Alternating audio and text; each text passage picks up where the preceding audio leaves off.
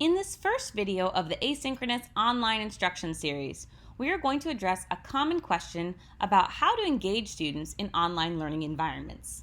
Whenever someone asks me a question like this, the first question I pose back is, how do you engage students in face-to-face environments? While planning for online learning is not as simple as translating face-to-face activities online, it is helpful to think about the practices you use in a face-to-face course and why they result in engagement. So do that. Take a moment to pause the video and jot down some ideas. When people talk about active engagement, they usually mean the teacher's role goes beyond content delivery. The students must do something to learn. This is why I like to think about engagement as interaction. Interaction comes in several different forms. We are going to address 3 types of interaction or engagement and what that could look like in an online course. First, we have an internal interaction. This is reflection and deep processing, which is an essential cognitive component of learning. Next, we have interpersonal interactions or communication. There's a large body of research about both verbal and nonverbal communication teaching behaviors and how those impact learning. Finally, we have a more external type of interaction between the learner and the content. These are those experiences we give students to apply the content in an authentic way or to experience it. Let's look closely at each of these 3 forms of engagement or interaction and how we can facilitate that in an online learning environment. Beginning with internal interactions, let's think of some ways we deliver content to students and how we can facilitate that deep processing and reflection. In asynchronous online classes, this is where I recommend you begin because it's likely you already have many of these content resources selected for your class. Readings are one way we often deliver contents to students in college. In order to learn from readings, we need to make assumptions about our learners, including 1, they are actually doing the reading, and 2, they are thinking about the reading to make connections. Unfortunately, many college students do not meet these assumptions automatically. However, we can build in activities to help facilitate these behaviors. One way to do this is to have students respond to critical reading prompts. Tomasek has a wonderful article I will post that has many prompts that can be used for different types of readings. These prompts go beyond asking students to summarize. For example, they ask students to make connections, to interpret evidence, and to challenge assumptions. They make wonderful metacognitive scaffolds to help guide students in thinking deeply while reading. Another option besides critical reading prompts is to use a specialized external tool like Perusal that allows you to post your readings and put students into groups to collaboratively annotate and add notes while reading. While this option would require you to learn a new technology, there are plenty of tutorials available online. This particular program is free and even has a built-in grading metric that you may find useful if you have a large course section. Another common way to deliver content in online courses besides readings is by posting videos of lectures, presentations, or demonstrations. As a side note, I do not recommend simply recording your face-to-face lecture and posting it for students. If you want to learn more about creating quality videos for your courses that are accessible and follow research-based multimedia learning principles, see part 2 of this video series. Just like with readings, simply posting videos does not guarantee students will watch them and think deeply about them. To facilitate the accountability and processing, one recommendation is to use embedded questions and prompts. If you are new to online instruction and embedding video into courses, you may want to stick with the tools right in ReggieNet. For example, you can embed videos into the lessons page and add questions before and after it using the questions tool. For folks who are feeling a bit more adventurous or who have more experience with this, you can also use outside tools that are designed to include embedded questions and activities into multimedia modules. My favorite tool for this is called Edpuzzle. This tool lets you upload your own videos or import existing videos on YouTube, Khan Academy, TED Talks, etc., and then add questions throughout the video that automatically pause the video and require a student response. This tool also serves as an accountability measure because I can set due dates, lock the fast forward button, and see who has or has not watched the video. There are also some other tools that have some limited free versions available, like Nearpod and Pear Deck, that allow you to embed videos into a series of slides with questions and activities for students to complete at home. I will link some introductory videos on the handout, but a quick Google search will also help you locate tutorials and tips for teaching with these tools. The third and final way that I will address for facilitating reflection and deep processing in online environments is through formative assessment. For those who are not familiar with this term, formative assessment is not used for grading, but rather it's used to give both the instructor and the learner a sense of how well they are understanding the content and meeting course learning objectives. These are also known as checks for understanding, and they are typically graded only based on completion rather than on accuracy. I like to embed formative assessments into my weekly modules, and my students reportedly like having the ability to see how they're doing while getting credit for completing the work. You can use the built-in test tool in ReggieNet to make these assessments, or you can link to outside tools like Google Forms or Microsoft Forms. You might also try to use a gamified tool like Quizzes or Kahoot. These both turn quizzes into friendly competitions as well as an opportunity for formative assessment. So in summary, for our first type of engagement, we can promote reflection and deep processing by creating learning modules with opportunities for students to interact with their readings and videos and to check their understanding of the content in a low-stakes way. Now we're going to shift to the next engagement or interaction type, which is person-to-person communication. We will address both instructor-to-student communication as well as student-to-student communication. One of my go-to methods of facilitating communication between me and my students is to post short weekly intro videos with each learning module, so students can see I'm a real person and this is not just a self-taught course, which is one of the biggest complaints I hear about asynchronous online courses from students. I can record these videos using Zoom, screencasting software, my phone, or a variety of other free tools on the market. I like to acknowledge student questions or comments from the week before in these videos, or I like to use them to explain upcoming assignments. The key is to customize them and adjust based on formative assessment rather than creating them all in advance. Communication is not just one directional though.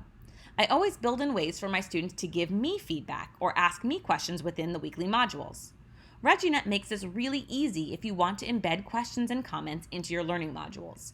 You can also link or embed Google or Microsoft Forms into the lessons page if you want to use different question types. Remember though, you cannot just collect their feedback. You have to acknowledge it. Sometimes I email students or make feedback videos or announcements mid-week, or I summarize feedback with my response in the intro video the following week. Please note though, asynchronous instruction means the students are not asking the questions in the moment, and research shows that immediate or timely feedback is the most effective. You need to be present and available to answer questions in a timely fashion to facilitate learning.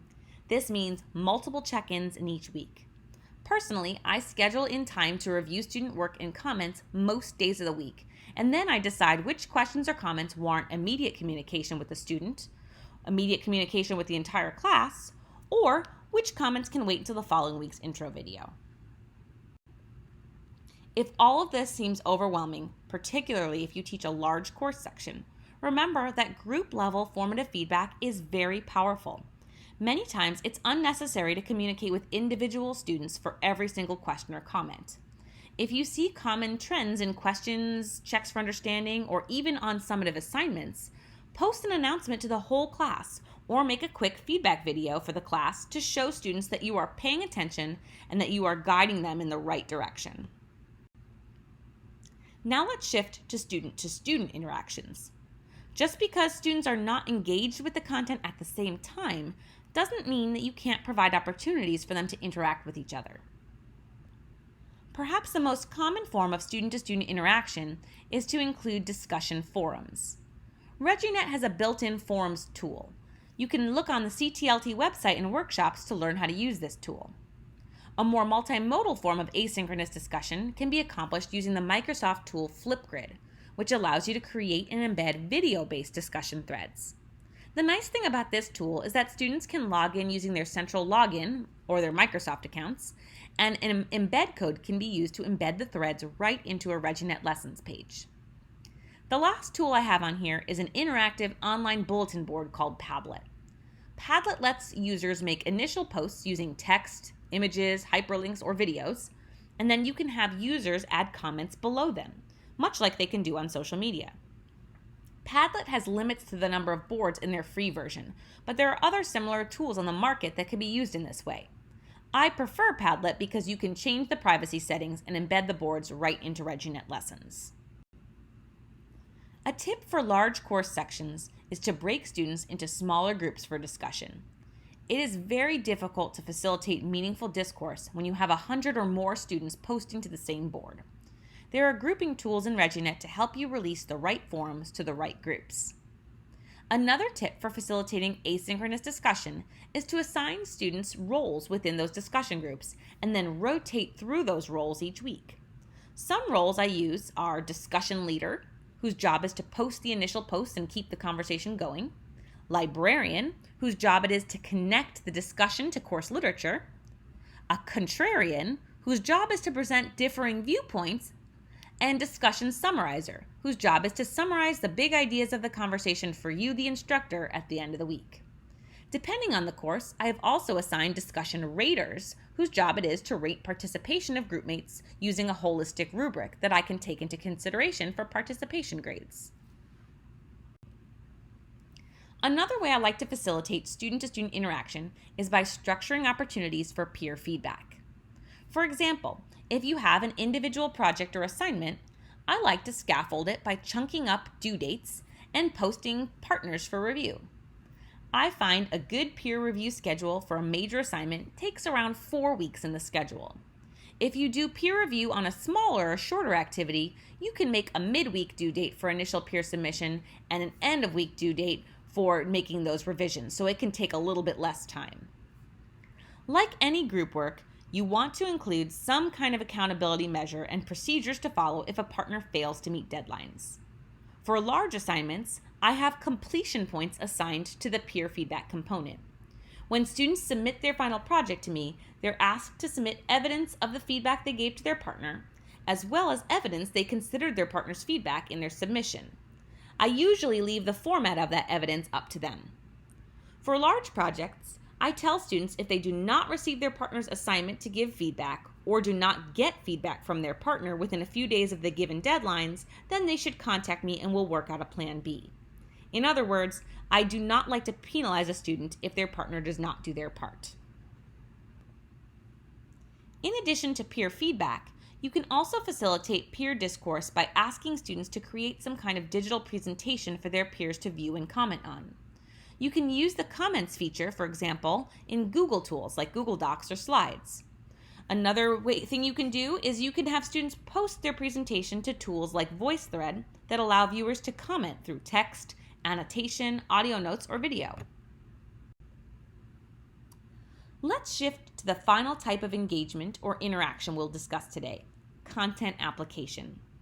Essentially, this means students are experiencing the course content in an authentic way.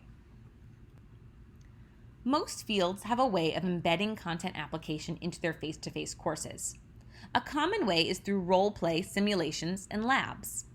These can be challenging if students and the instructor are not in the same room at the same time. If you think outside the box, though, you can still facilitate these experiences in an asynchronous environment as well. One way I have facilitated roleplay is by asking students to find someone at home to roleplay a scenario with. Depending on what the activity is, you could have them take a picture or video to evidence they completed it, and then have them complete some kind of reflective activity, like a written or video response that describes their lessons learned and their reaction to the roleplay or simulation. Depending on your field, there may also be some online simulations or labs available that you may find with a YouTube or Google search. I have also personally found that joining field-specific social media groups is a great way to find some of these online activities. A third strategy for executing simulation or lab activities in asynchronous classes is by converting the experience to a case study. Case studies are also used across disciplines for students to think through scenarios when a full simulation is not reasonable. For example, in the field of education, we may give our teacher candidates a packet of assessment data about a K-12 student and ask them to review it and make an instructional decision. Many fields could create case study data for their students to review and draw conclusions from. In face-to-face classes, I prefer to do case studies in small groups during class time so I can monitor and give immediate feedback while they work. Now, for asynchronous online classes, my recommendation is to provide structure to any case studies that involve group work and chunk the assignment into smaller parts using some kind of digital graphic organizer to guide them. It is also essential that you embrace the feedback cycle like you would in a face-to-face class. You can use a peer feedback strategy for larger courses and or provide your own feedback to them, giving them an opportunity to revise before final submissions. With any content application activity, that feedback revision cycle is an important part of the engagement process. Content application is one area of student interaction that differs greatly from field to field. If you have some specific application activities that you do face-to-face, I recommend you brainstorm with your colleagues or utilize resources at CTLT to come up with ideas for how those activities might translate to an asynchronous learning environment. You are also more than welcome to contact me if you want more support with this. So in sum, engagement can be thought of as an interaction. In this video, we covered some ideas for increasing student internal interactions by facilitating reflection and deep processing of content, providing opportunities for instructor to student and student to student communication, and providing opportunities for students to apply the content through role play, simulations, and case studies. These engagement strategies are not unique to asynchronous online learning. They are the same types of engagement we create for our students in face-to-face or other synchronous online classes. The main difference is that the structure for some of this engagement is going to not occur simultaneously. There are many tools built into learning management systems, as well as other free online tools that can help you facilitate active engagement online.